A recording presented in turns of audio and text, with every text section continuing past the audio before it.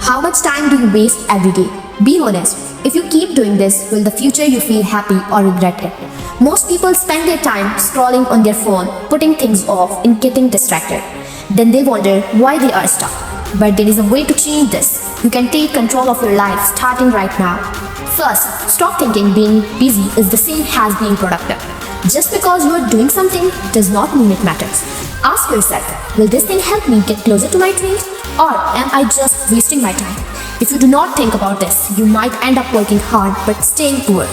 Learn to say no. No to your friends. No to another Netflix show. Even no to some good chances. Why?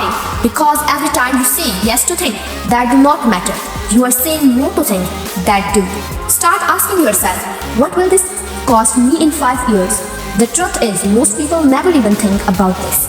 Stop waiting for the perfect time. There is no perfect time. Every second you wait is gone forever. Think about it. If you start now, you will be ahead in a month.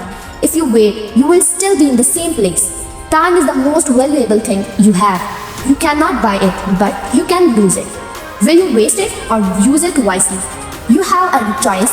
You can keep wasting your time, or you can start creating the life you want right now.